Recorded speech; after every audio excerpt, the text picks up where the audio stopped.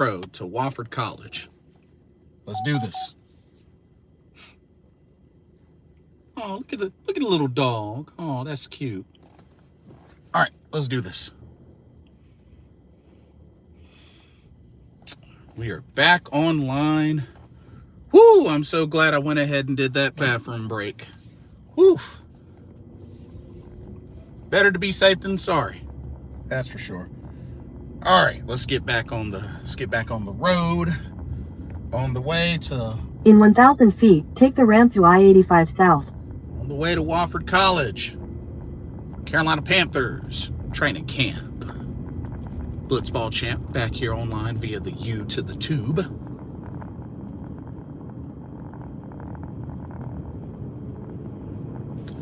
All right.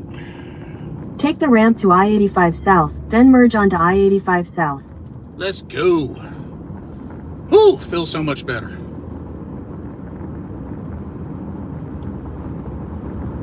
Alrighty.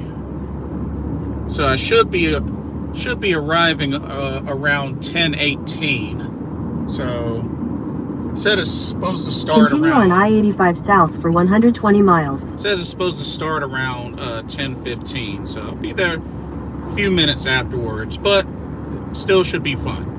Still should be really fun.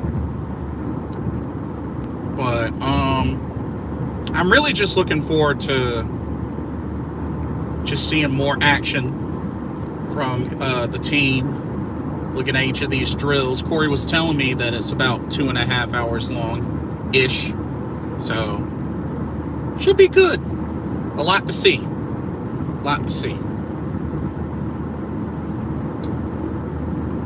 I'm back on the road again. I can't wait to get back on the road again. Okay, I probably messed that up, but it is what it is. But like I said, traffic's not too bad. Pretty much I'm on a straight shot for at least the next 119 miles. And I should be good on gas. Like I said, I filled up before I left. Actually a day ago. So should be good. I have to fill up again on the way back.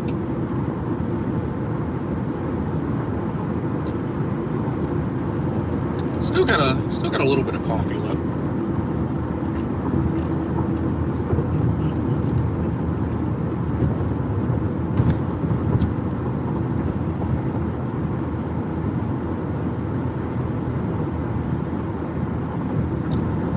But yeah,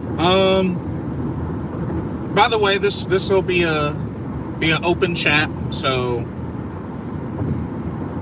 Panthers, anime, gaming, pro wrestling, you name it, I'll chat about it.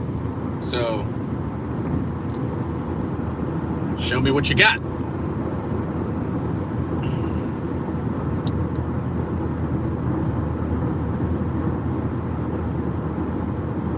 Unfortunately, I went to the gas station. They didn't have no Gatorade, so I ended up getting vitamin water. So, but that should suffice. It got electrolytes and stuff and all that kind of stuff. But yeah, let's get some air back on in here. But yeah, it is currently 8:20 in the morning right now. But it's a beautiful. John Elite says, I feel she's the champ and yet she's the third wheel in her own feud. Honestly, bro, it doesn't surprise me. Remember when she was Raw Women's Champion and Women's Tag Team Champion? Not only did she have to, she was carrying Charlotte for a bit, but even before that, she was carrying Lana. So that ended up kind of sacrificing some of her shine as a singles champion. That's why I have a big problem with double champions, especially if they have a singles title and a tag team title. It's hard to balance the two. That's why I'm not a big fan of double champs. Besides, it happens way too much. It's been good chatting with you, Jason. Have a fun and safe trip. I'll talk with you later. I'm on my way to a large, stressful toolbox to work, Lowe's. Be safe out there. Yeah, you too. And I feel you on that. I definitely feel you. But at the same time, you are blessed because you have a job. So, speaking of Lana, has she been doing anything wrestling-wise since her release? No. Nope. I was thinking she kept being teased to be by Miro's side in AEW, but I don't know if or when that is ever going to happen. So yeah, I have no idea. Remind me again. Still at Yep. Still at Disney Plus. Yep. I sure am.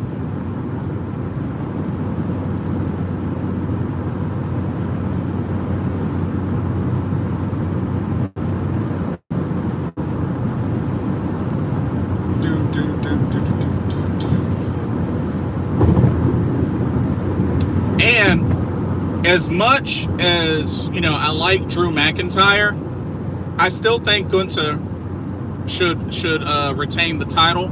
And what I mean is, Drew will probably win by disqualification, but I think Gunther should surpass Honky Tonk Man. I swear I'm the only one who watches the vintage Star Wars cartoons. They're on repeat. Hey, nothing wrong with that. That's good content. That's good content. What you talking about? That's good content.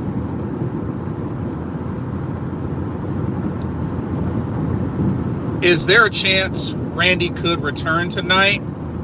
I mean, there probably is, but should he? No. He's not even cleared. I know he's back to training, not taking any bumps, but Randy Orton needs to sit his butt down until he gets medically cleared before he hurts himself even worse. Folks need to stop letting pride get to them. That's how folks end up getting seriously more hurt than ever.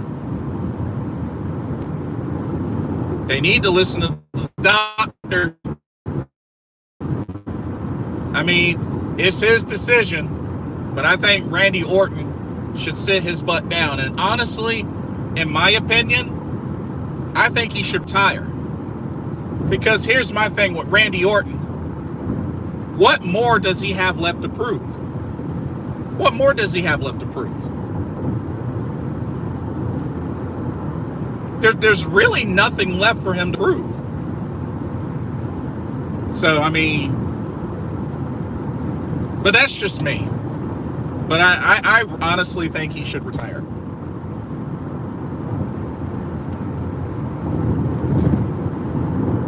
Health should always come first. Facts. Facts. Agreed.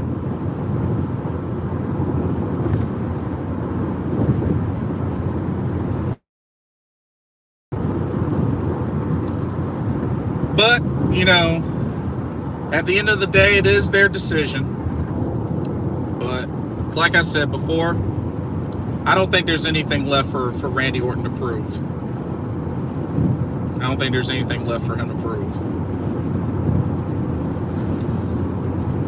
Now, going back to the triple threat, I'm hoping Asuka retains, but part of me has a feeling that Charlotte's going to win, and then maybe that's when Io cashes in. But even the idea of Io cashing in just is bad. So, I don't know. Like,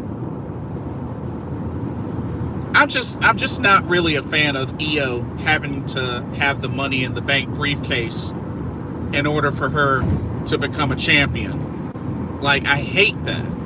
I really, really hate that. It's already bad enough that I can't stand the whole concept of the Money in the Bank in the first place. But putting the Money in the Bank on somebody as credible as EO it's unnecessary. John Lee says majority of the cash-ins are on Charlotte. Yeah, and that was why it kind of made me think about, if Charlotte were to win, that maybe EO cashes in.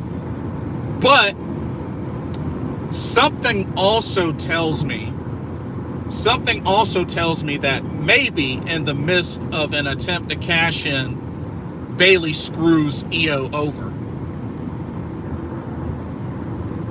That's another thing that could possibly happen, is Bayley screws over EO in the cash-in to the point where it turns into a failed cash-in. Like, as in, the cash-in becomes official and she loses because Bayley screws her over. That I could also see happening. And then that's where we got a feud there.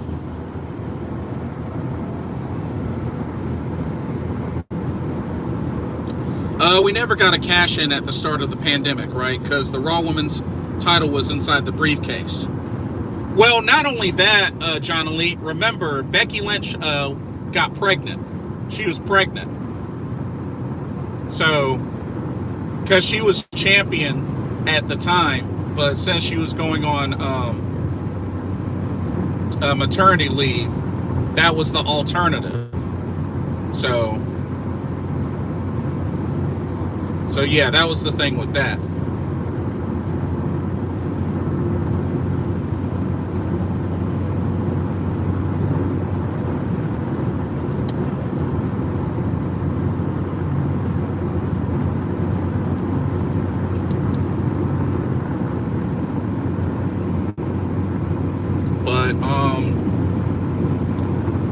But yeah. But overall with SummerSlam, the only matches that I really could care less about are Cody versus Brock Lesnar. I could care less. They got this battle royal, this Slim Jim SummerSlam battle royal, which I'm pretty sure is not going to lead to anything. Which I think that they may even have that on the pre-show. But I doubt that's going to lead to anything. I want to be invested in Ricochet versus Logan Paul, but I could care less about Logan Paul. Therefore, I'm not really that invested in it. Like I said, Shayna versus Ronda is intriguing only because I wonder how they're going to do that match, it being a MMA rules, and what that's really going to look like.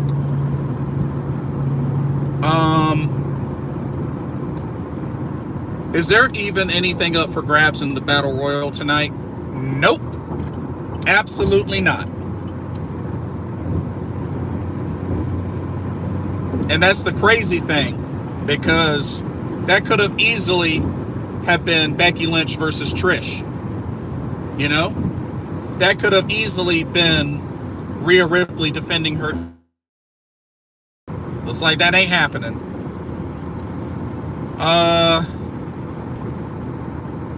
Could have been Austin Theory defending the U.S. title, but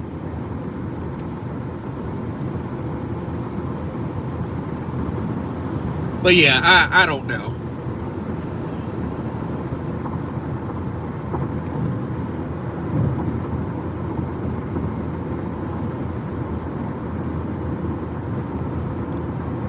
There were even hints about the idea of possibly Kyrie returning to the WWE, which I don't know. I mean, to be fair, she is a free agent. But I don't know. Me personally, I think Kyrie should stay on the free agent or the freelancer role.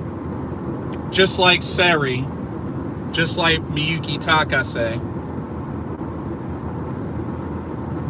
I don't know, just being in that type of role and then just being able to call their own shots, take multiple different bookings all around the world. I don't know. I just think it's more beneficial. Not saying that being signed to a promotion isn't bad, but having that freedom to, you know, take your own bookings and to be utilized anywhere and everywhere, I think has its long-term benefits. So, I don't know, maybe it's just me, but to those out there that are freelancers, you know, I think that's a good call. But, you know, I'm all for any wrestlers getting opportunities. Whether it's WWE, AEW, New Japan, wherever. Whatever opportunities they get means they get money, they get paid, they get jobs, they get usage. Because like I said, and I talked about this in a previous video, the whole tribalism crap is so freaking stupid. It's like, oh my God, why did he go to AEW? He had it all in WWE. Maybe he wanted something different. Maybe he really wasn't happy. You never know what the reason could be. But it's like, dang, if you're that big of a fan of a certain wrestler, you know, why not support them through wherever they go? Not to mention, folks have to keep in mind that at any point in time, a wrestler may get let go or they may leave to go elsewhere. It's a business. It's very, very common. Because I remember there were folks out there that pitched a fit when Bryan Danielson left WWE to go to AEW. It's like, why? Why? You're still getting the same awesome wrestler and gimmick that Bryan Danielson had.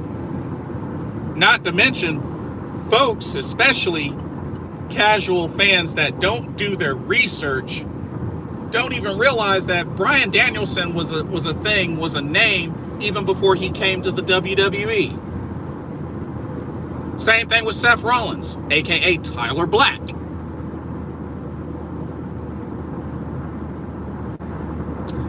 Would he have even gotten the Okada match if he was still in WWE? Probably not. Most likely not, being that, you know, WWE, I guess, is kind of picky or whatnot, or I don't know how open they are to relationships. But to be fair, they did allow Shinsuke Nakamura to go to Noah to face the Great Muta. So it's not exactly impossible either, Connolly. It's not exactly impossible either. Because Shinsuke Nakamura did get permission to face the Great Muta at Pro Wrestling Noah. So that's a good thought, but it's not impossible either.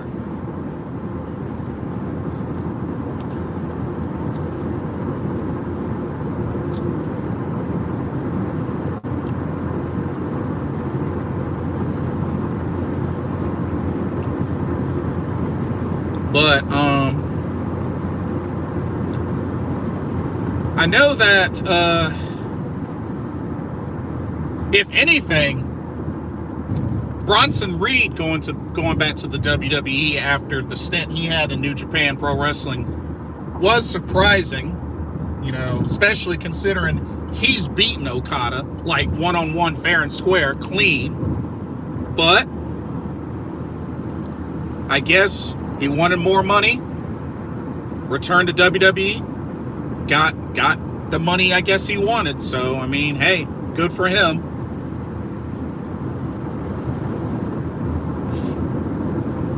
I mean, I don't know if I would necessarily have done that, but at the end of the day, as long as they're happy, I'm happy.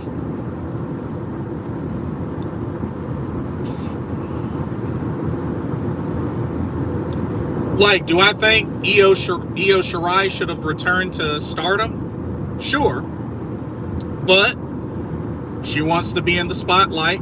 wanted to be on the main roster, wanted to get showcased, and hey, I'm happy for her.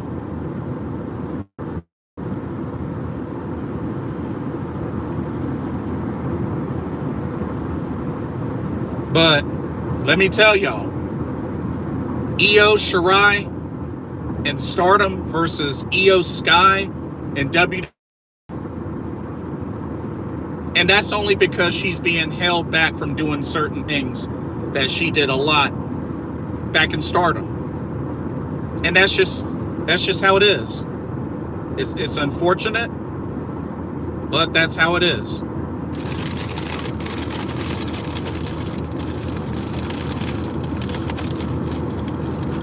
It's unfortunate, but that is how it is.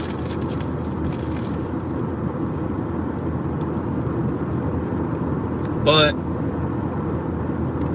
it'll be interesting to see how things go with SummerSlam and even post SummerSlam. Because I think after SummerSlam, the next show they have is Payback in September, I believe. I think it's Payback for main roster and Mercy for NXT. So that should be interesting.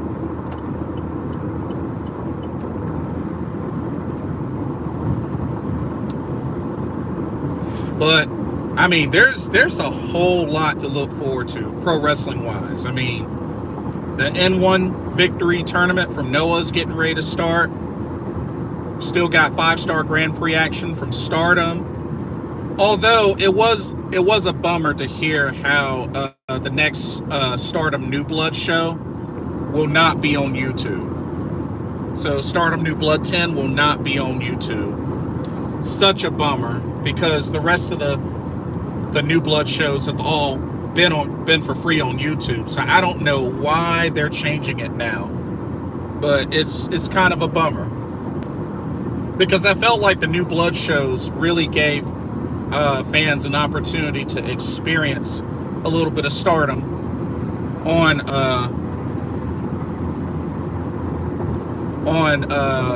YouTube. But it is what it is. Hopefully, the pay-per-views for that won't be as expensive as some of the main show pay-per-views. Here's hoping. But we shall see. We shall see.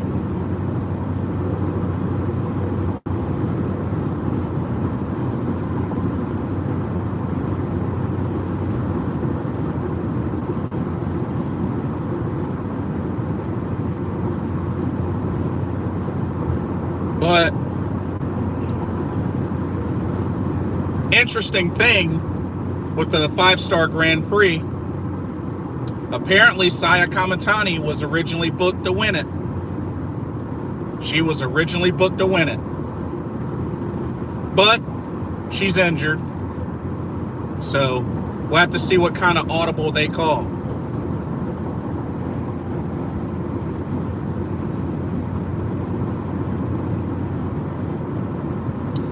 And then G1 Climax is getting ready to finish all of their block matches and then get ready for the winner's block. And then that tournament should be ending next weekend. And then, next weekend is also the semifinals and the finals of the TJPW Tokyo Princess Cup 10.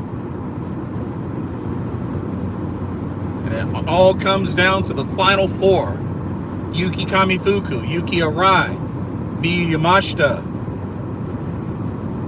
and Rika Tatsumi.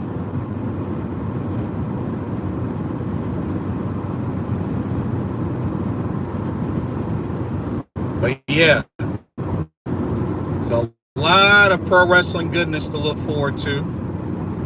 Then I got to check out that great show that Ricardo was telling me about. Got DPW to go to. Got AEW Collision. Already got tickets for that. So a lot of pro wrestling juiciness to look forward to.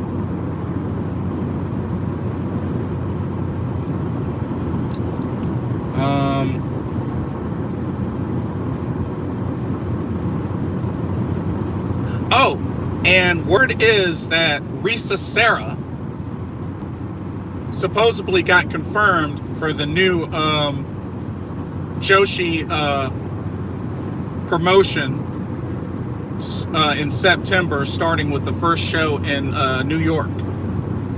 So with that being the case, so far that is Arisa Nakajima, Tomoka Inaba, and Risa Sarah. Which Risa Sarah just joined a new faction called Diamond Egoist and Great, which is made up of Michiko Miyagi, Aoi, Risa Sarah, and Janai Kai. That's quite an interesting faction there. I like it. So I can't wait to see how that goes.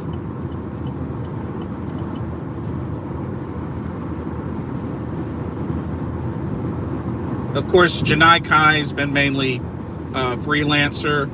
Aoi from Just Tap Out. Michiko Miyagi, of course, is with Great. And Risa Sarah has mainly been in prominence, but I think she's also technically a freelancer as well.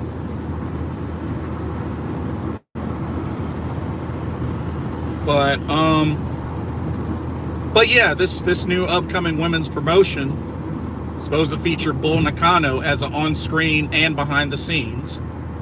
So really looking forward to seeing how that goes. But it sounds very exciting, and depending on when the date is, I might try to go. I might actually try to go.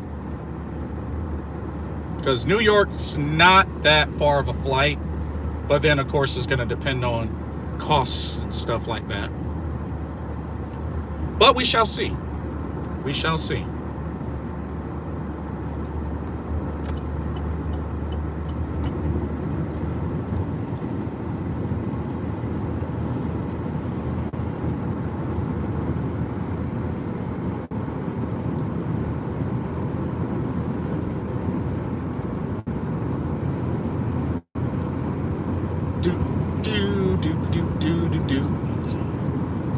But see, what else have I been doing? Trying to keep back up with anime. Been watching the new Rurouni Kenshin, so it's been pretty cool. Oh, John Lee says they've been teasing a breakup between Jericho Appreciation Society for a while now. Wonder if and when they pull the trigger. Yeah, it's definitely coming. It's right around the corner. For sure, it's right around the corner. Because I know Jericho and Don Callis have been chatting it up and hanging out. So, excuse me. Sorry about that. But yeah, it's coming. It's definitely coming. But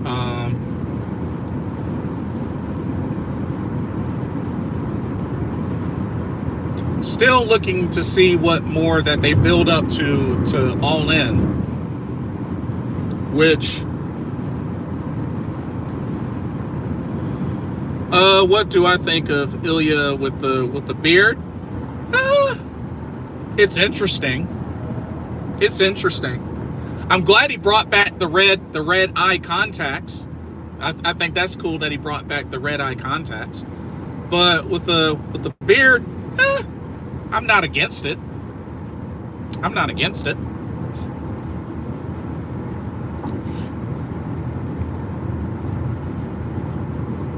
But yeah, I like Ilya Dragunov. Oh, speaking of which, that ESPN top 30 wrestlers, that list is so just whack and just out of nowhere. We haven't seen Ilya with the red contacts in a while. Yeah, exactly. Not since NXT UK. But that list was so ridiculous. They had Dominic Mysterio at number 5. That was just blasphemy. They had him ranked higher than Takeshita. Yeah, that's blasphemy. And of course, MJF was number 1, which I'm not mad at that. And Logan Paul was number 10, like higher on that list than Julia and Saya Kamatani and Utami Hayashishita and Ilya Dragunov and like all them. Yeah, that's bullcrap. Yeah, that list is blasphemy. I might do a video on that list, but I don't know, man. That list is blasphemy. Yeah. Takeshita was like ranked 8. Dominic Mysterio was ranked 5. Yeah, ridiculous.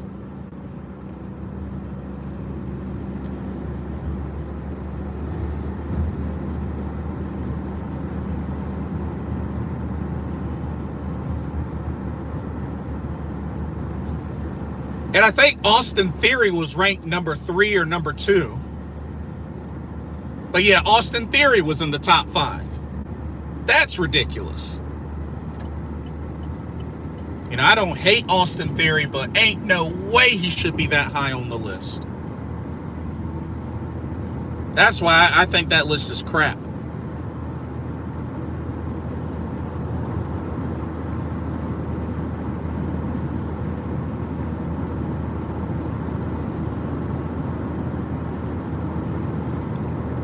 Especially with Logan Paul being number 10. Yeah. No.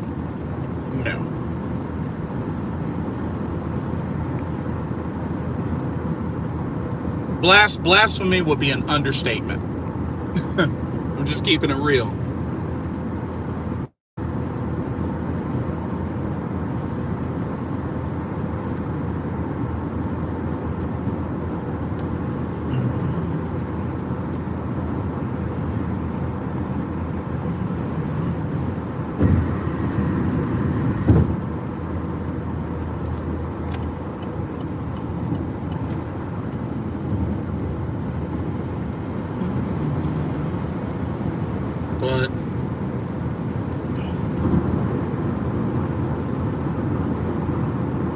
But yeah, like,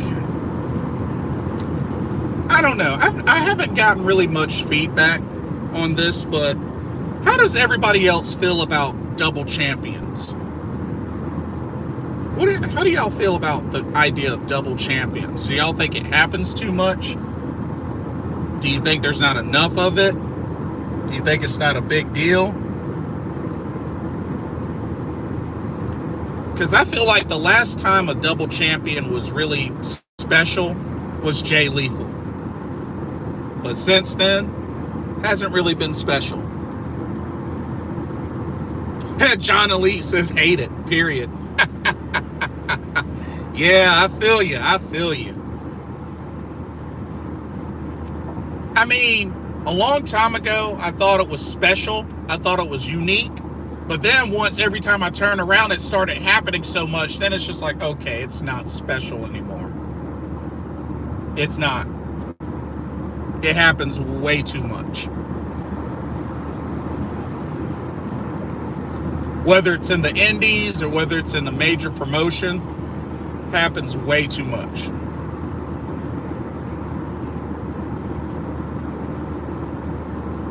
I don't know. The whole belt collector gimmick thing is just, it's not special. Are rankings still a thing in AEW? To be honest with you, I don't think so. I think they still have the records displayed, but rankings, I don't think that's a thing anymore. I really don't. I don't think that's a thing anymore.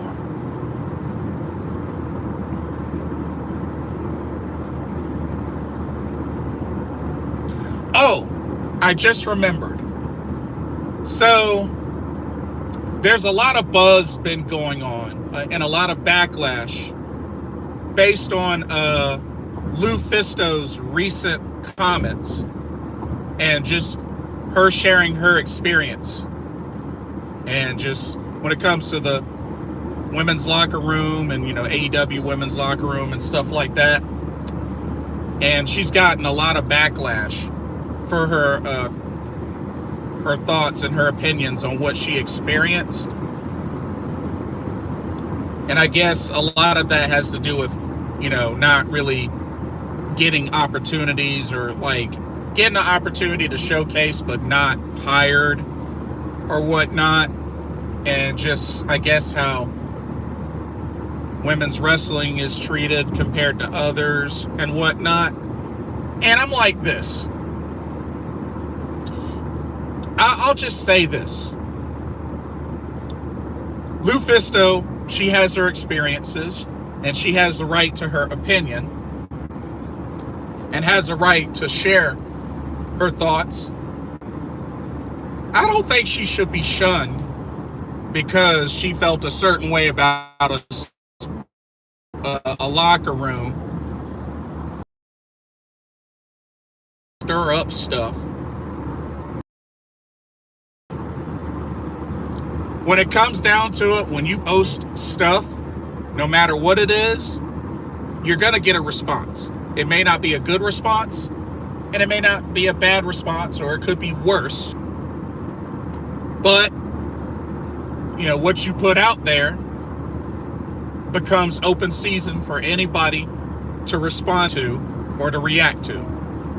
Plain and simple as that. So,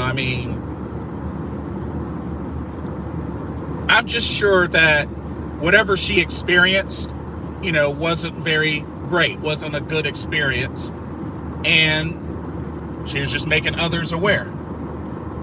Big Swole did the same thing, which I know she's no longer with AEW. She got let go. But Big Swole did the same thing. And whether folks agree or disagree with her, she has a right to voice that.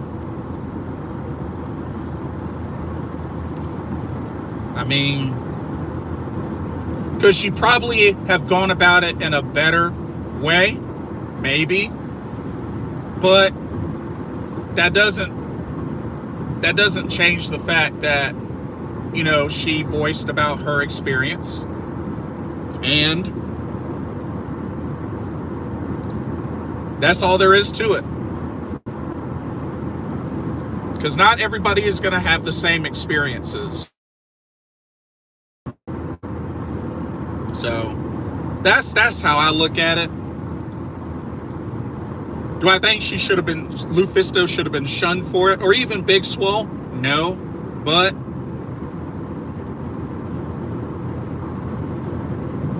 a lot of people feel like Big Swole is a bad wrestler. I disagree. I think she's pretty good, but that's just me. That's just me.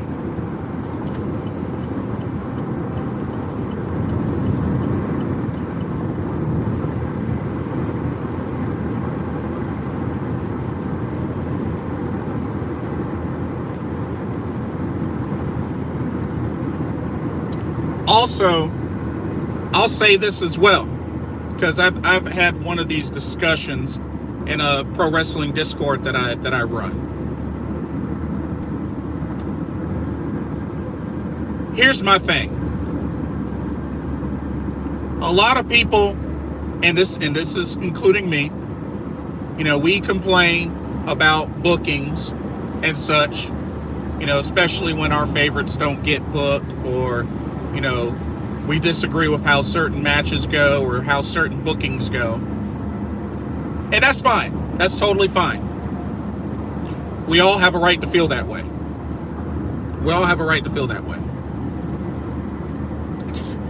Did Kota Ibushi have any other appearances in the WWE aside from the Cruiserweight Classic? No. Just the Cruiserweight Classic. That's it.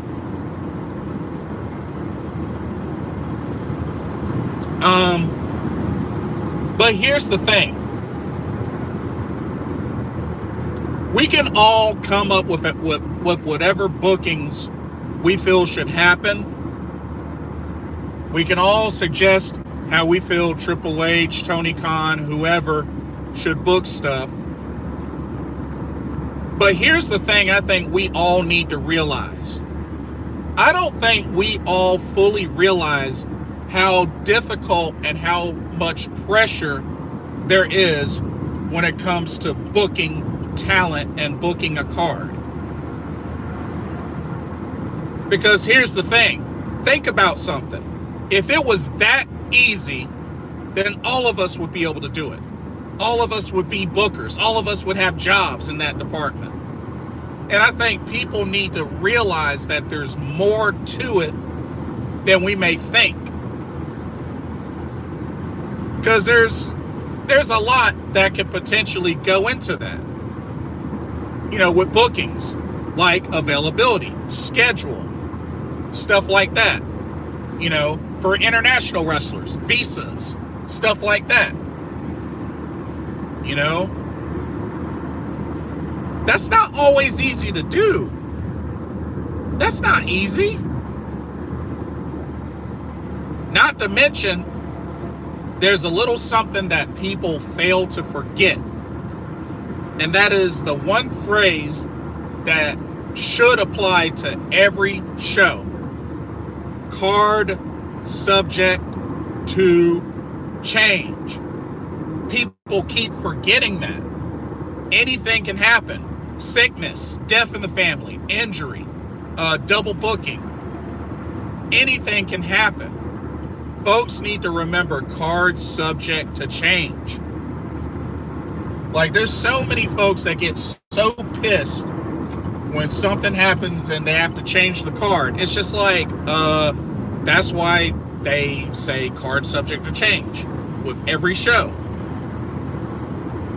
You know, it happens. But my thing is, I don't think people fully realize how difficult it can be, and that there may be a lot more to booking a show than people think.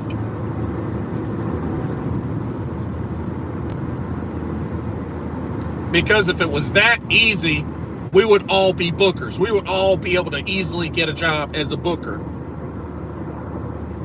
But there's more to it.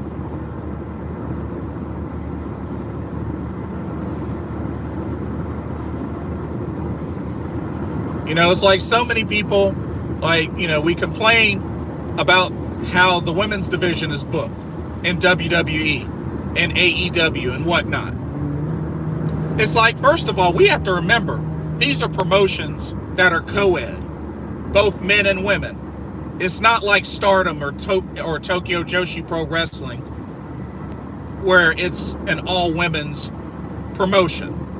Of course, it's going to be probably going to be a little bit easier in just all women's promotions, but think about the difficulty that is doing in a WWE, in a AEW, in an Impact. When it's co-ed, you have both men and women. How do you correctly balance that? You know, and it's not always easy.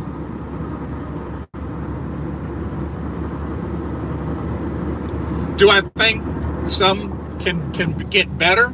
Sure. But that's just me. That's just me. I'm not a booker, nor do I ever want that job personally. Because that's too much pressure. That is way too much pressure.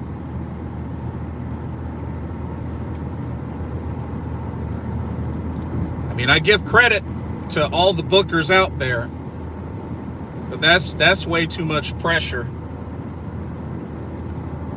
And I can imagine it is not easy. And I don't want that job. If it's the one job in the pro wrestling business that I would not want to have, it's booker. No way. I can play fantasy booking all I want, and that's fine, but that's a position I would not want. No. Nope. No way.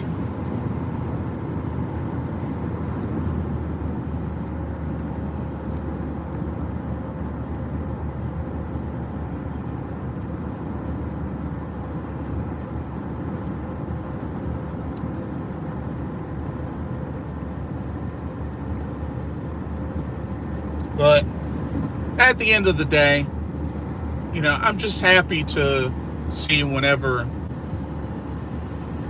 wrestlers get utilized and they have jobs and they can be showcased. That's all that I really care the most about. I mean, could we see more of that out of certain wrestlers? Absolutely. But I can understand it's not always easy for the booker to do so. But every scenario is different.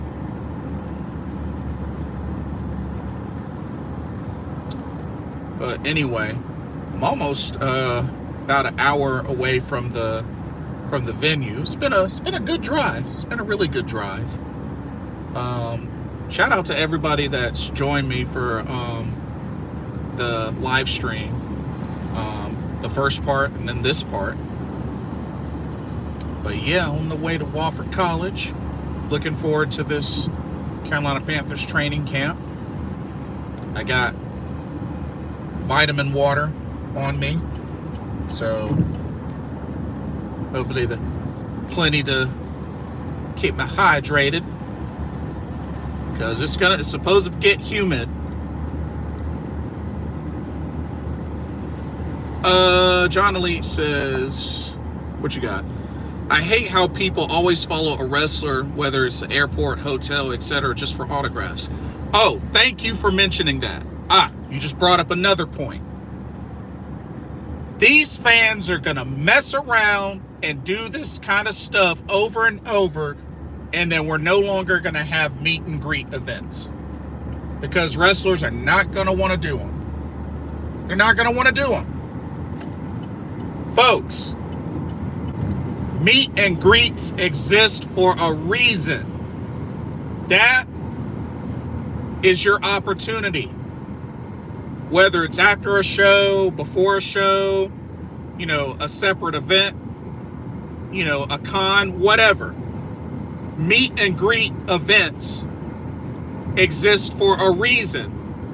Folks need to stop interrupting their personal lives just for a freaking autograph.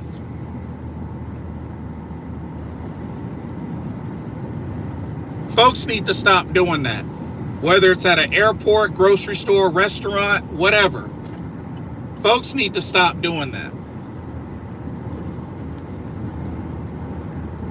Like, yes, these are wrestlers. Yes, these are celebrities, but they have personal lives as well, and shouldn't be disturbed, nor should they, be obligated to give you an autograph. Like, it also reminded me of, I think it was Patrick Mahomes, was doing a golf tournament, and there's a father that asked, as he was getting ready to drive on one of the holes, for an autograph for, I guess, his son or whatnot. But Patrick Mahomes politely declined because he was in the middle of a tournament. And then, the dad got all pissed off. I'm like, why are you bothering him during a tournament? Like, the freaking entitlement is ridiculous. The entitlement is ridiculous. They're freaking stalkers. People need to learn to give them privacy. Facts. And it's like, I hate it. Not to mention, folks just get the autographs so they can sell the items on eBay or get them auctioned or whatnot. It's like, that stuff annoys me.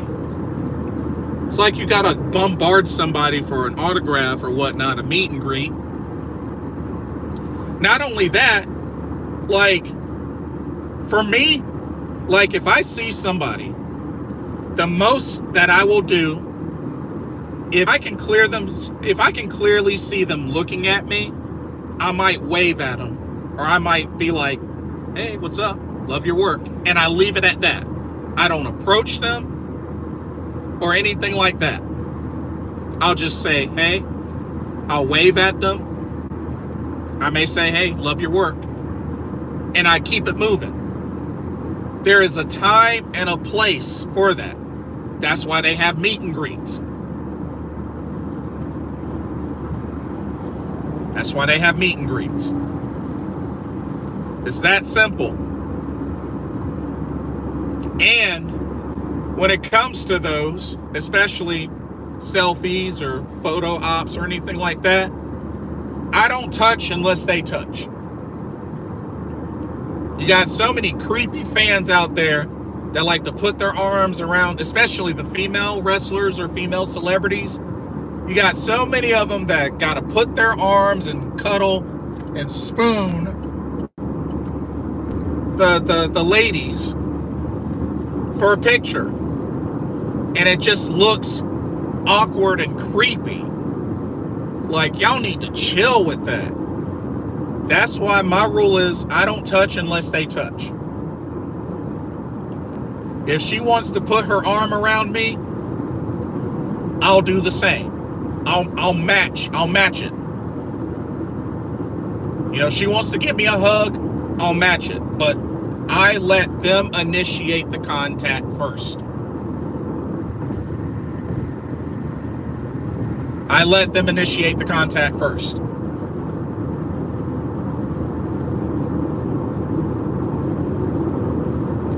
That's why I just have this bad feeling that if this keeps up, that so many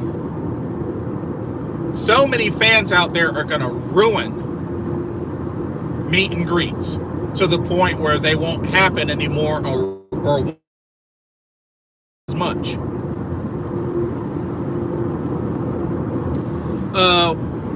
Wasn't there that incident years ago where Scarlett was inappropriately touched by a fan during a match?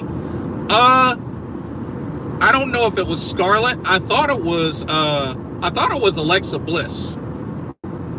I know Alexa Bliss got her butt slapped, I think by like a young kid or a teen or something like that as she was being carried away by Nia Jax. I remember that. But I don't know, maybe there was an incident where Scarlett got touched. I don't doubt it. But yeah, it's just like, it's ridiculous. You know, fans trying to cop a feel. Like, come on now.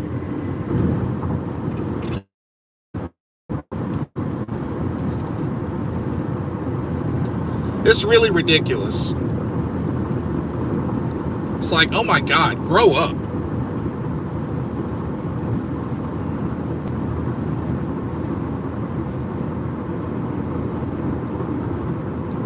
So freaking ridiculous.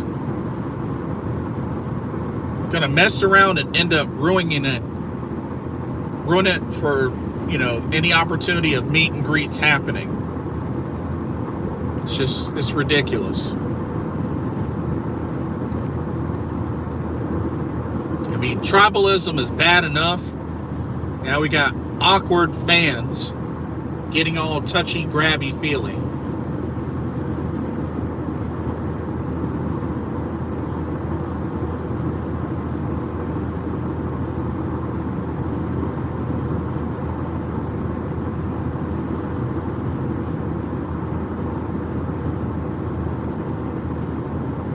But you got to watch out for the bad apples. Unfortunately, in every type of group or whatnot, there's unfortunately going to be some bad apples. You hate to see it. You hate to see it. But they exist. Unfortunately, they exist.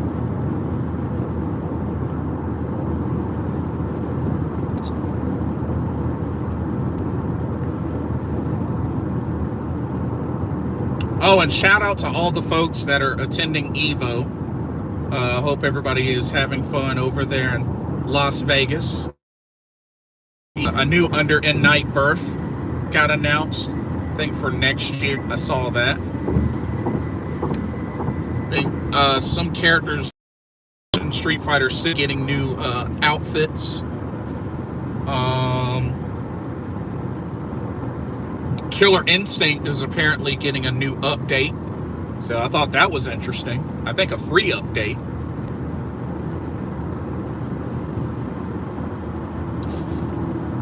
And like I said, shout out to Kurita for winning the Virtua Fighter 5 Ultimate Showdown tournament.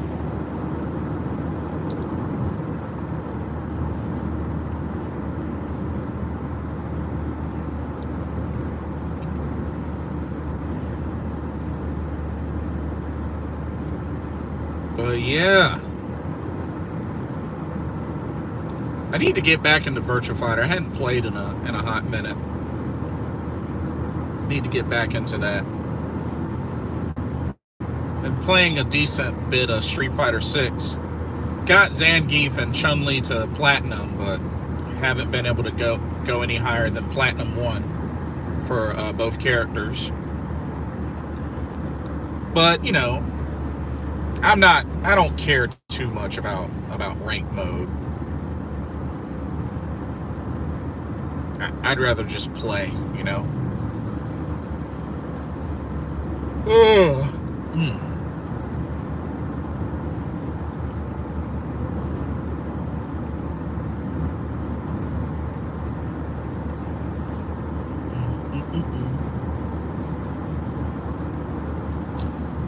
John and Lee says, I love going to movie theaters. It annoys me when people are talking loudly and on their phones while the movie is playing. Oh yeah, that's definitely annoying. Especially when you get one of those folks that's like, where's he going next? I wonder what's going to happen next. Why did he do that? Did you see that? What was that? It's just like, if you shut up and watch the movie, you might actually answer all those questions on your own. It's like, I don't know. Why don't we watch together and find out? You know, it's like, oh my God.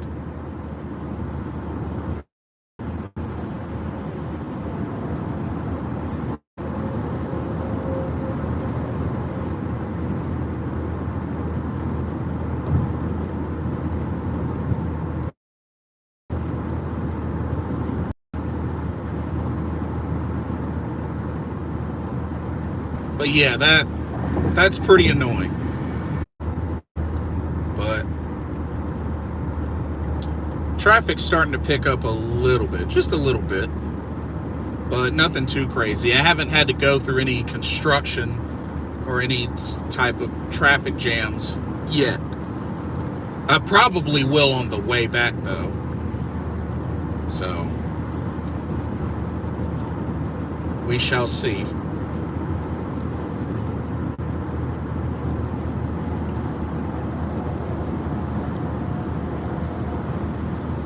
But overall, it's been a good drive.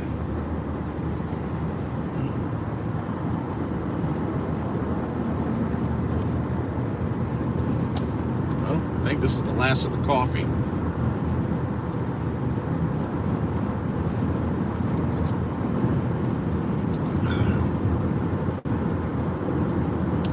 Probably after training camp, probably see if Corey and whoever else wants to get together for dinner or something, you know, maybe a brunch or something like that before I head back, because I definitely want to head back early so I can get home early and chillax, because, you know, I definitely want to get some rest, because, man, I have not been getting much sleep, not as much sleep as I should be getting.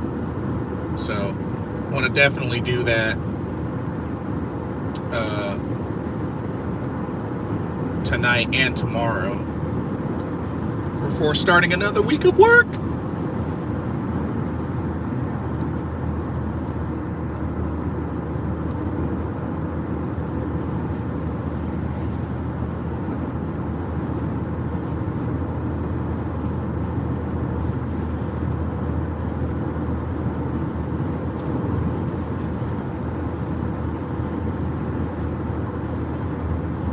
John Lee says, do you watch anything Marvel related? Yeah, I mean, I enjoy some Marvel movies here and there. I love the Guardians of the Galaxy movies, all three of them, with number 2 being my favorite. I like the Avengers movies.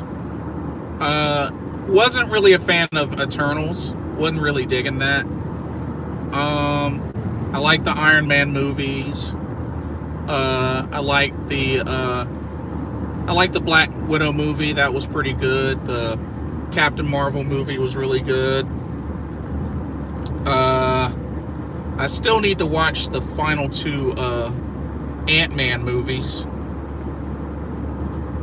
As far as shows, I mean, I like the old 90s X-Men and Spider-Man cartoons. Those are really cool.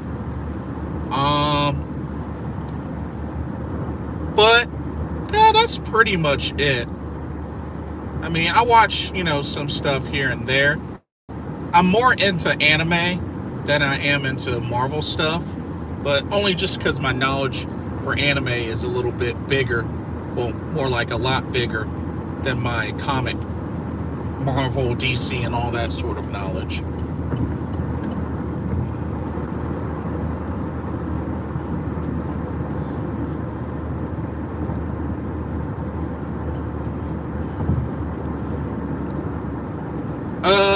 John Lee says, I enjoyed No Way Home. I liked seeing Tom Holland, Tobey Maguire, and Andrew Garfield in the same movie. That was a great movie. That was definitely a great movie.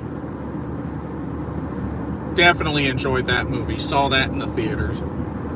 I do need to see the new Miles Morales movie. I still got to see that.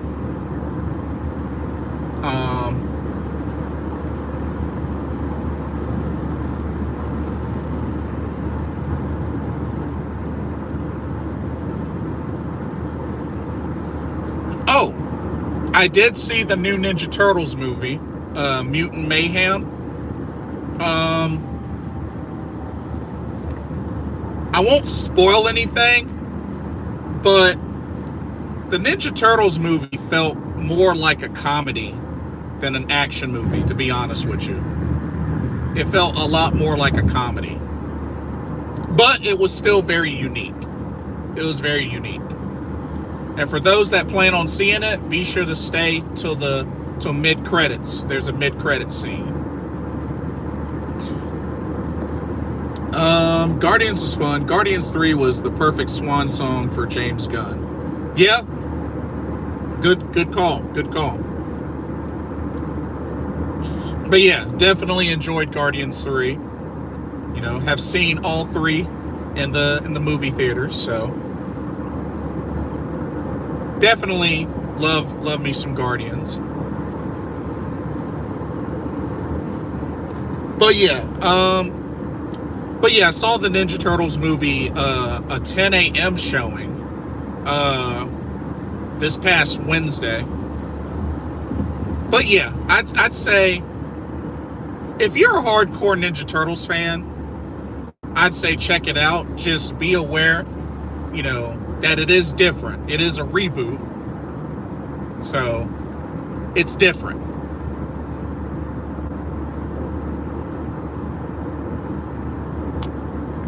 But I still can't pick it over the original, 1987 Ninja Turtles. I can't even really pick it over the 03 Ninja Turtles.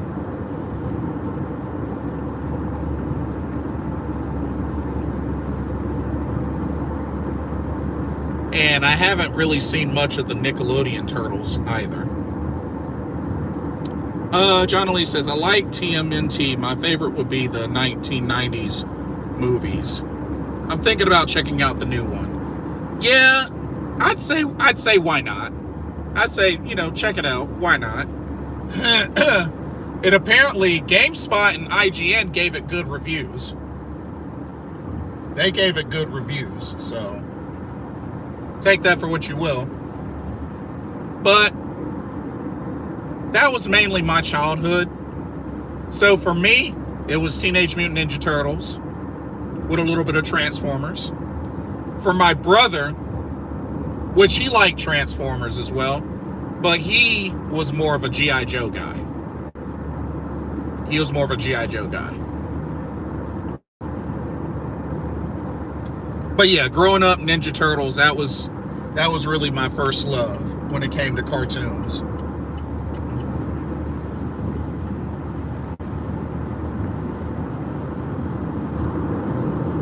And you know, I watched that at such a young age because, I mean, after all, I was born in 84. That debuted in 87. So there's that.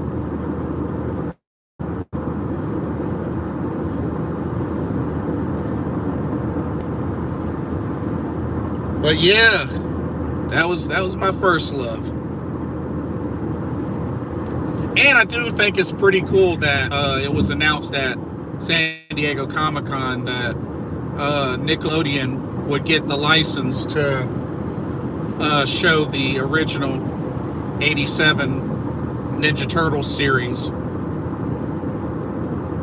Now, what I'm hoping for with them doing that, I hope that will eventually lead to the original Ninja Turtles series coming to Blu-ray. If that happens, that's a day one buy. I have the complete series on DVD, but if they do a Blu-ray release, that's a day one buy for me. Hands down. Hands down, a day one buy.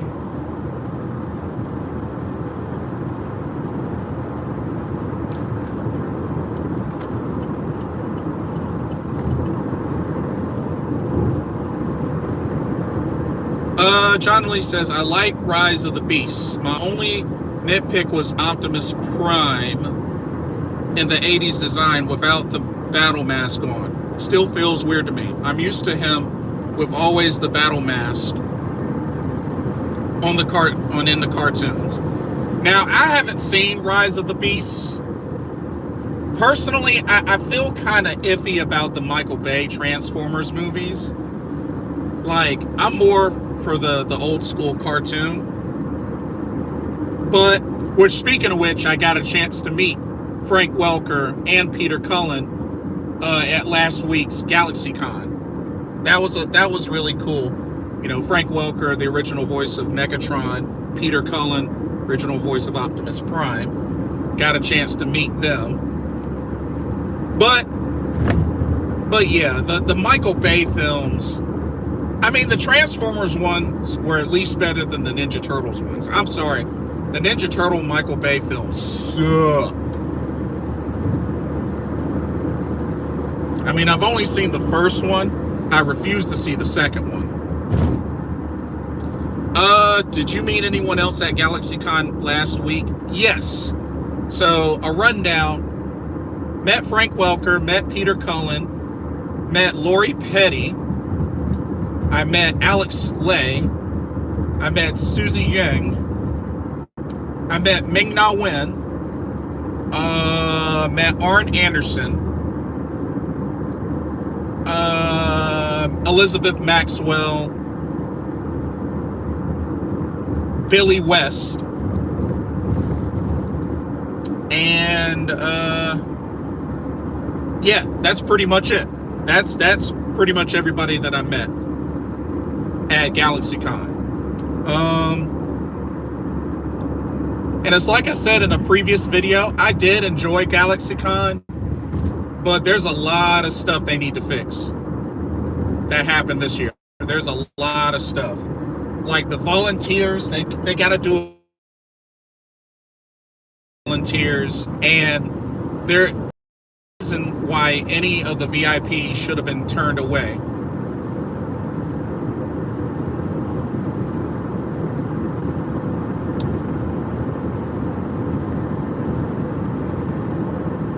Were you there when Roxanne had that brawl with Blair? Oh, no. That was a different con. That was a different con in a different state. Which I'm not sure where that con was. It was called Dream Con or something like that. Nah, that was in a totally different state. But I did see a clip of that. But yeah, that was pretty cool that they did that. But yeah, I did see a clip of that.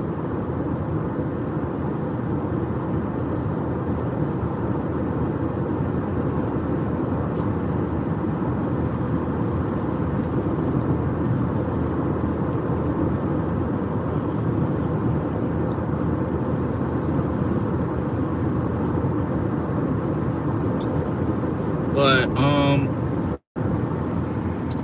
I might go to I know Collecticon is in September. That's in Charlotte. I might go to that. That's on Saturday and Sunday. I might go that Saturday.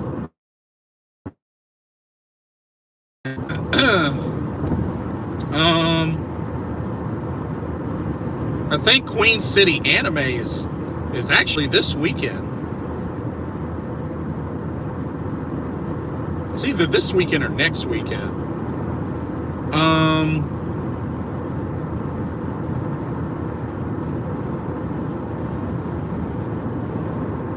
I know Animate is coming to Raleigh in January of next year.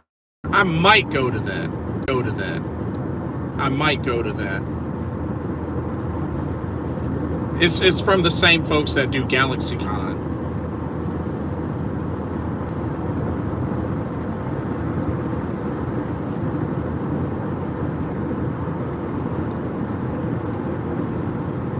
But, you know, I still had fun at GalaxyCon. I still had fun. Just, there's a lot of stuff they gotta fix. I definitely felt like they overbooked for GalaxyCon because they should have capped registration. They should have really capped registration. They definitely overbooked for the convention center.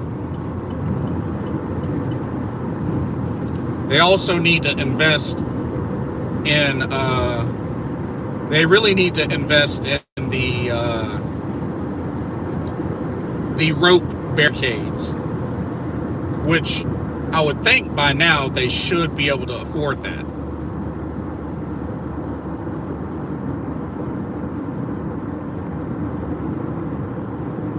But that's just me.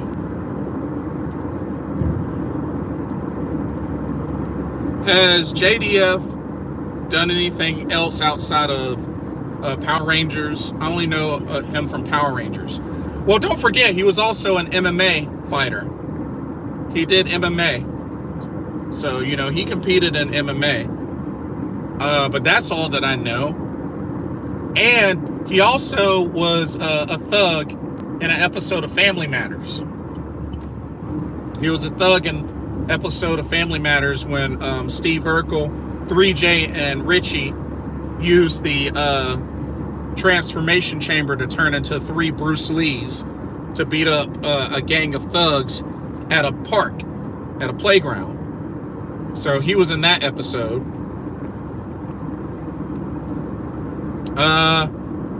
But I'm not sure if he was in anything else. But yeah, he was an MMA fighter as well.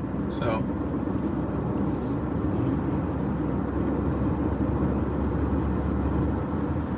But yeah, that was really, really sad what happened to him. That was really sad.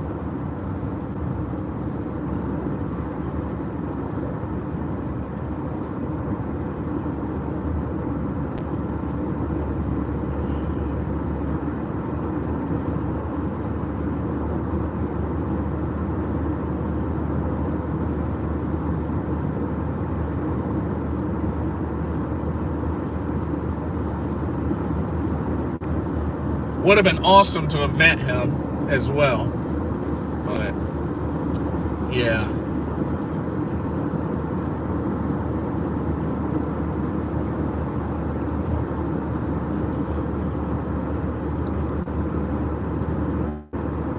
And I never did see any footage of any fights or anything that he had, but heard he was a pretty dang on good MMA fighter. Growing up as a kid, I wanted to meet him in person. Yeah, he was definitely my favorite Ranger. I was a big fan of the Green Ranger. Was, a big fan of Dragon Zord. That was my favorite Zord. But, yeah. So far, I have met Amy Jo Johnson. I have met her. Amy Jo Johnson, she's a sweetheart. She is definitely a sweetheart.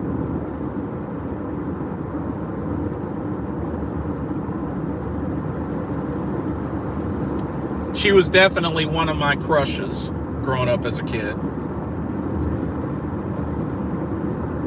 Yeah, Amy Jo Johnson. Had a pro photo op with her a couple of years back.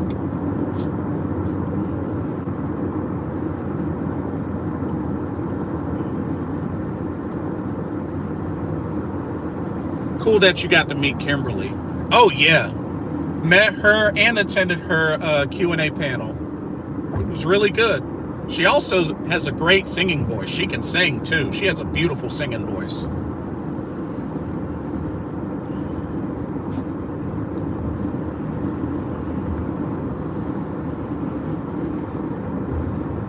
Yes, indeed. Would have loved to have met Twee as well, but, she's another one that passed away.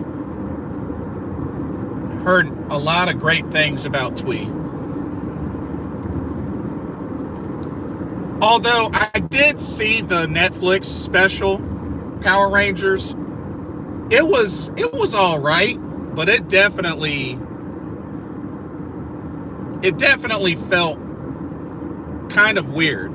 It didn't make a lot of sense. It didn't make a lot of sense, but it was pretty good. It just didn't make a lot of sense. Yeah. For the I thought her name was Thuy, but after attending Kimberly's Q&A panel, apparently the correct way to say it is Twee. So, which I take Kimberly's, Amy Jo Johnson's word for it, being that she's known her personally. But yeah, apparently that's how you say her real name is Twee. But yeah, it was really weird. Like, that Netflix special didn't really make a lot of sense. I mean, the whole of how they did with, Trini's daughter being the new Yellow Ranger. Like,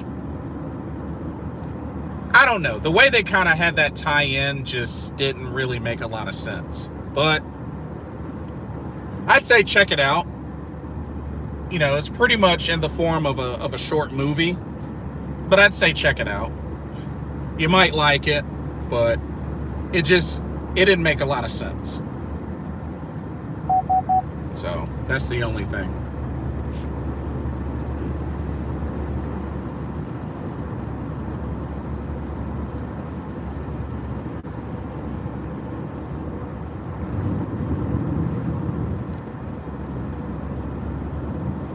Oh, you saw it a week after it was released? Yeah, I think I saw it like 2 or 3 days after it came out. But it was definitely good to see everybody. Thought that was really cool.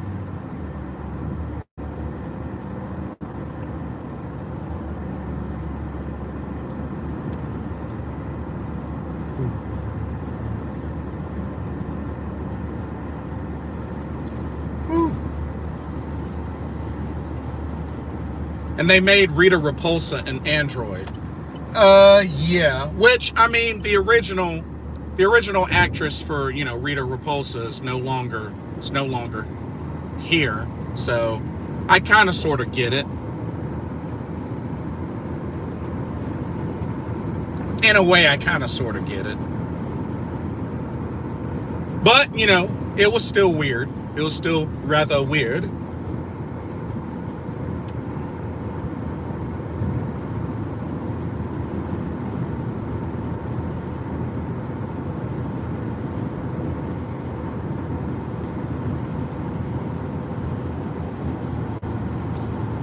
And I have made it into South Carolina. So I am officially in South Carolina. Alrighty. Just passed by the sign. Haven't been to South Carolina in number of years. I think the last time I was in South Carolina, I was in middle school, something like that. So it's been a hot minute.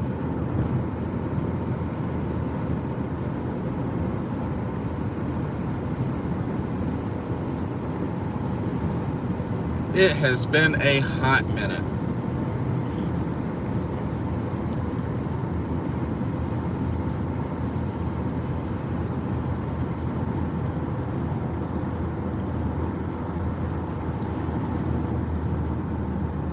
Okay, traffic is starting to pick up a little bit. Just a little bit. Uh-oh. Uh-oh, somebody got pulled over. Oh no.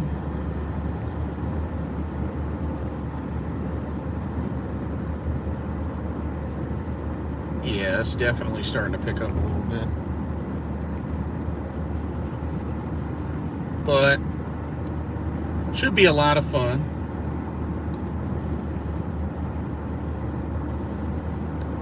It's weird because I felt the post-con depression after Animazement back in May, but I can't say that I'm feeling it after GalaxyCon.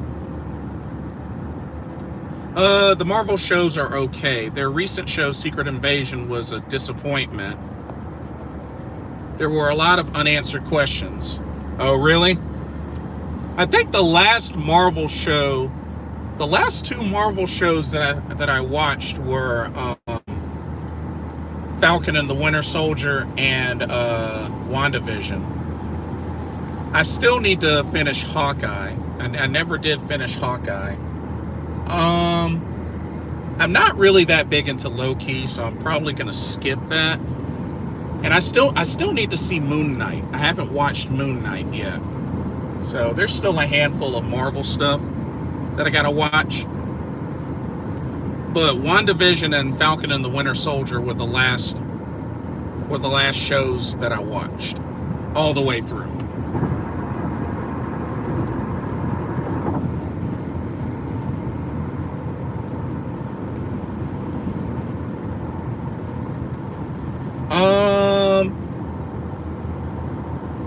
I've heard pretty good things about She-Hulk, so I might check that out.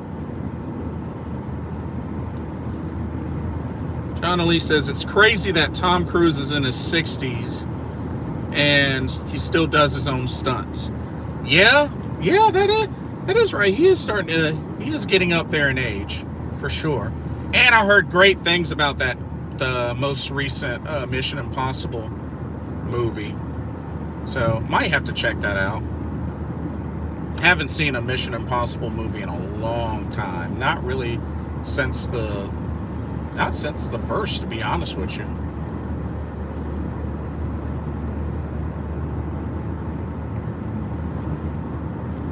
But if you ask me, I prefer the Bond movies. I prefer the Bond movies. The James Bond movies.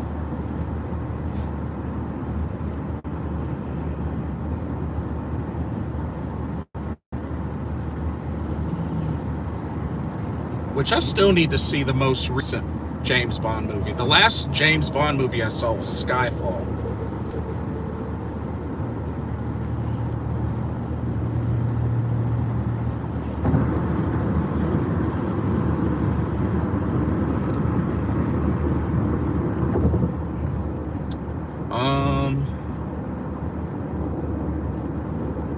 Trying to think what other movies I'm looking forward to seeing, because like I said, the last movie I saw was the Ninja Turtles movie. So I'm trying to think. Oh, and if you're into anime movies, Suzume was awesome. John Lee says, I love the Mission Impossible movies. The action is ridiculous, but not as absurd as what the Fast and the Furious has become. Oh, bro, I don't even remember I think the last Fast and the Furious movie that I saw was whichever one had Ronda Rousey in it. I think that's the last one that I saw. Like, I have not been keeping up with the Fast and the Furious movies. I mean, the first one is still my favorite, but I think I've only seen like 3.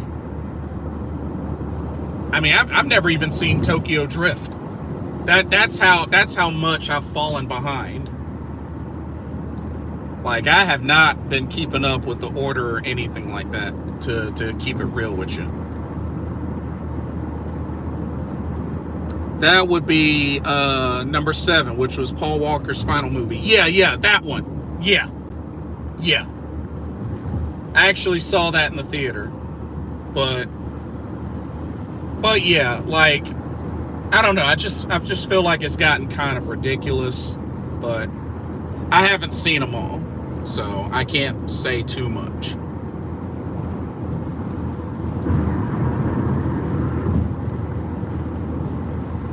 Like, I don't even know if Vin Diesel and Michelle Rodriguez are still a thing anymore.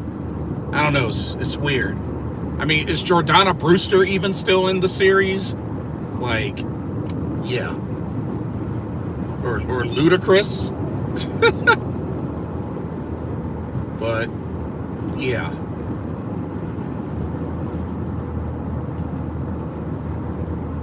And as far as Marvel movies, I still need to catch up on the Thor movies. Although I heard that Thor Ragnarok was trash.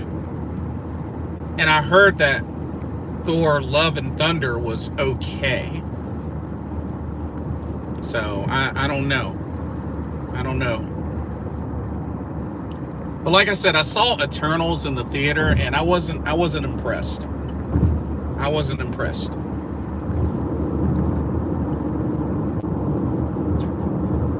I'll say this, Gemma Chan is beautiful. I'll say that. The lady that plays Cersei, she's pretty. But that's it.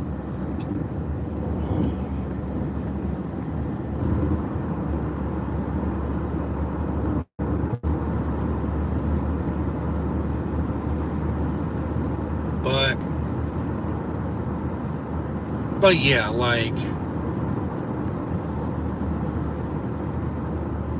I still even need to see the second Deadpool movie. I haven't even seen the second Deadpool movie. Only the first. And there's still a handful of X-Men movies I still gotta see. Like, I've only seen the first 2 X-Men movies. So I got a lot to catch up on there. John Elite says, I got to see Vin Diesel in person when they did their premieres for 6 here in the Philippines. Unfortunately, wasn't able to get autographs from him. Michelle Rodriguez and Luke Evans. Oh, yeah? I like Michelle Rodriguez. I enjoyed her in that first movie. She was all right in Resident Evil.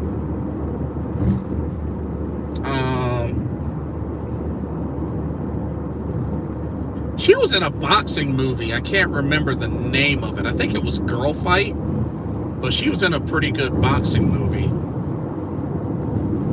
But yeah, I like Michelle Rodriguez. And she's a gamer.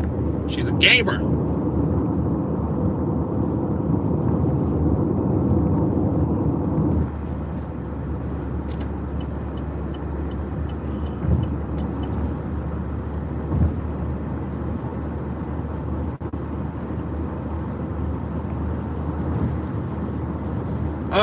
You know what? I didn't even mind Michelle Rodriguez in Blue Crush. Yes, I have seen Blue Crush. I know it's a girly movie, I know. But yes, I have seen Blue Crush. Jeff R. Oh, snap. What's going on? It's been a while. Yes, it has. How are you?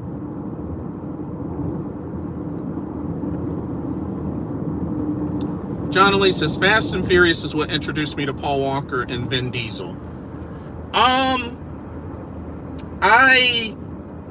Yeah, for Paul Walker, yeah, same here. Well, actually, no, because I was introduced to Paul Walker via She's All That. He's in the movie with She's All That. with Freddie Prinze Jr. and Rachel Lee Cook. Yeah, he that was my first taste of Paul Walker. For Vin Diesel, it was Pitch Black.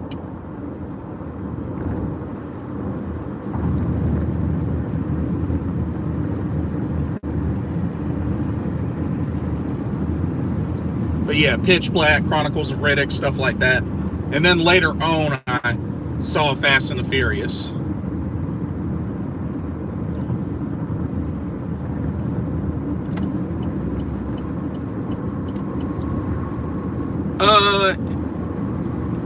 Jeff R says, excited about our team. Been hearing great things. Oh, yeah. Oh, yeah. I've been hearing and seeing great things. And hopefully we'll see some more today. Paul Walker was in She's All That. Yeah. So Paul Walker was the guy that Freddie Prinze Jr. made the bet with on getting Rachel Lee Cook to be prom queen or whatnot. Yeah. So Paul Walker was pretty much like the antagonist of the movie. But yeah, Paul Walker, yeah, he's in that movie. Yep, sure is.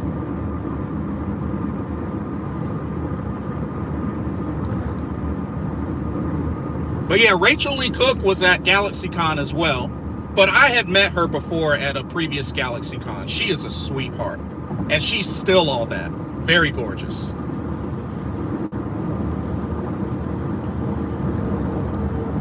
But yeah, Jeff R. Are you going to try to go to any games this year? I might try to go to one, maybe two. Maybe two.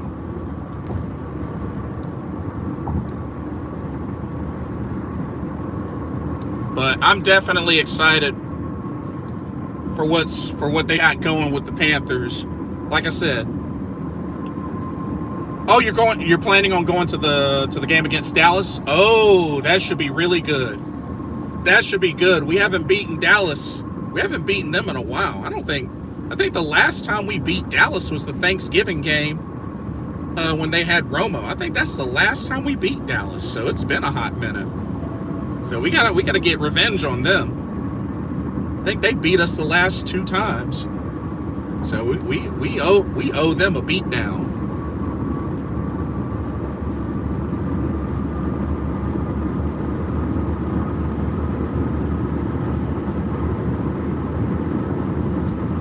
John Lee says, has there been any update on Damian Lillard? Not that I know of. Not that I know of. So that's still kind of up in the air. But the last that I heard, I don't think Portland has any plans to trade him. So, yeah, I'm not too sure.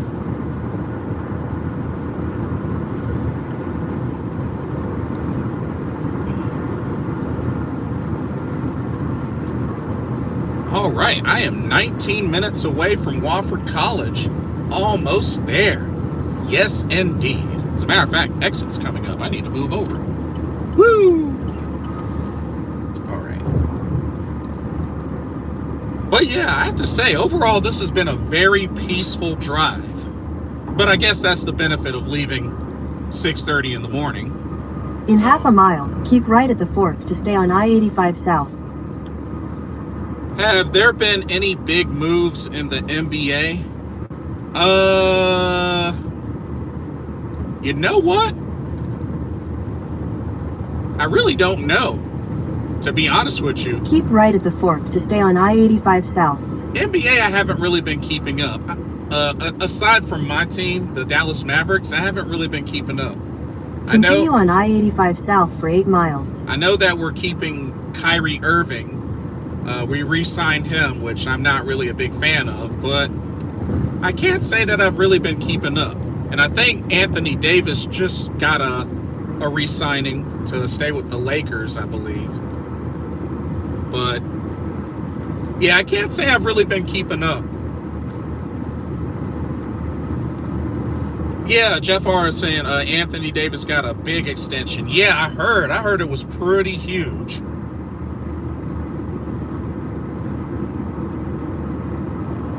But I still think Dallas needs to get some defense, because we're still not really looking great when it comes to defense. And honestly, unless they do something about it, Luka might bounce and go somewhere else. You know, I'm just saying. I'm not even a fan of Mark Cuban.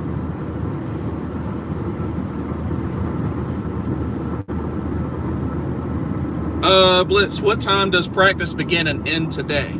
So, according to Corey from Keep Pounding, who I'll be watching this with, says it starts at 10:15, and it typically lasts about 2.5 hours ish.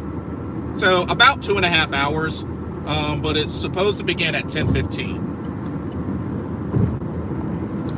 I don't know anyone from the draft these past couple of years. Last draft class I know is Luka Doncic. I know Dallas, we got a player from Duke. I forgot what his name was, but we drafted a player from Duke. So, yeah, that just goes to show you how well I've been keeping up. Oh, man. Honestly, I'm just more excited for the upcoming NFL season. And like I said, next weekend, first preseason game for Carolina. I might try to see about going to the Texans game, since that's supposed to be where they honor Julius Peppers and Muhsin Muhammad for going into the Hall of Honor. I might try to go to that game, which I believe that is the week after their bye. I'm going to try to go to that game. I'm glad I got to see Kobe live years before his unfortunate passing. Oh, nice. That's cool that you got a chance to see him live. Definitely one of the greatest. One of the greatest to ever play. Not just for the Lakers, but in general.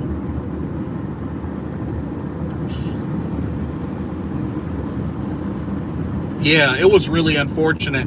And I really would have loved to see how his daughter would have panned out. Because his daughter, I saw footage of his daughter play. She was a beast. She was a beast on the court. I would have loved to see how she would have panned out when she got older.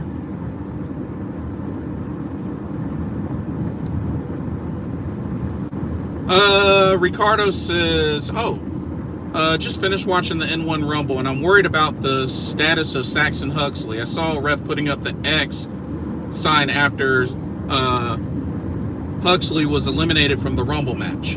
Oh no! Hope he's okay. That's not good. That's not good.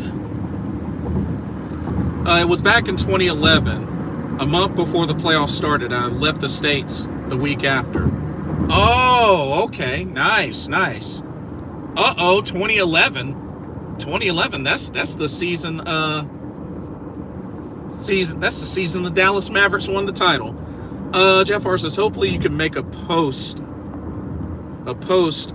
practice video soon and let us know what you think about Bryce. I'll look forward to it. Enjoy the practice, bro, and be safe. I appreciate it, and yes, I do definitely plan on making a post video for sure, and I'm looking forward to giving y'all feedback. Should be good. Should be really good. In 2 miles, take exit 78 for US 221 toward Chesney, Spartanburg. All right.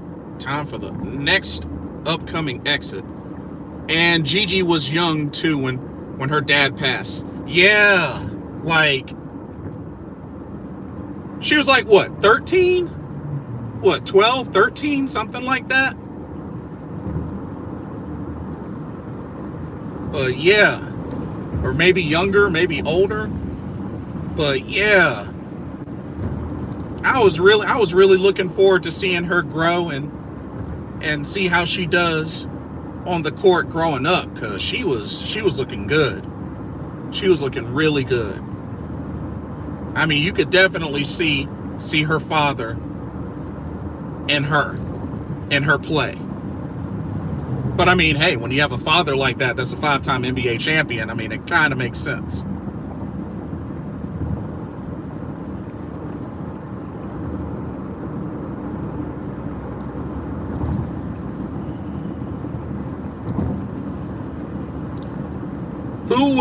Who would you say is the best dunker of all time? Oh, that's easy. Vince Carter. There's no debate. There's no debate. Vince Carter. Yeah, In that's half a mile, easy. take exit 78 for US 221 toward Chesney, Spartanburg. Yeah, Vince Carter. There's no contest.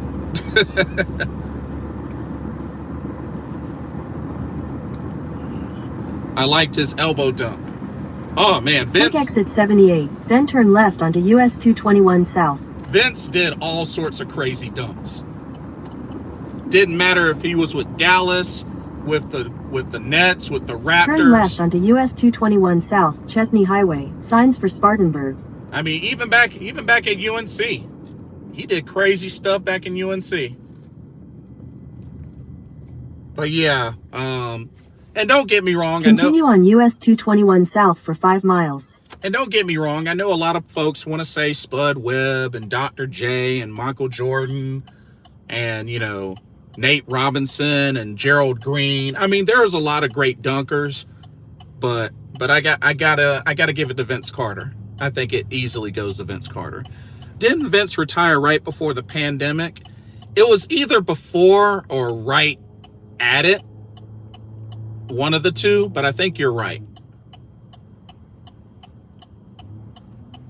And even with Vince not doing as high level dunks as he used to, he still could, give you some 3-pointers. He could still give you at least 15 off the bench.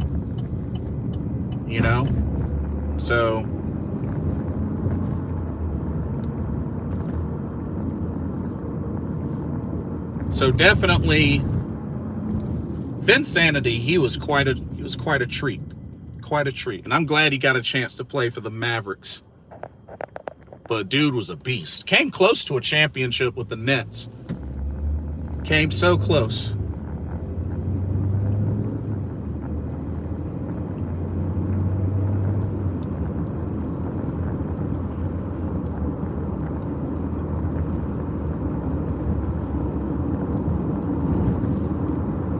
And then again, I would have never imagined for Brent Barry to ever win a dunk contest. Weird, isn't it?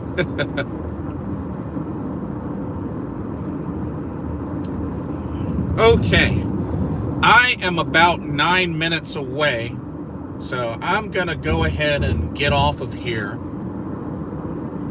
and end the live stream so I can get prepared to meet up with Corey and going ahead inside and find out where I'm supposed to go. But I want to say thank y'all so much for joining me on this ride to Spartanburg, to Wofford College. I enjoyed y'all's company. Y'all helped make the drive very peaceful and enjoyable. Thank y'all so much. But yeah, I plan on doing the same thing on the way back, so don't worry. But I'll give y'all a bunch of feedback on how everything goes, and I'll be taking some notes. But yeah, thank y'all so much for joining me.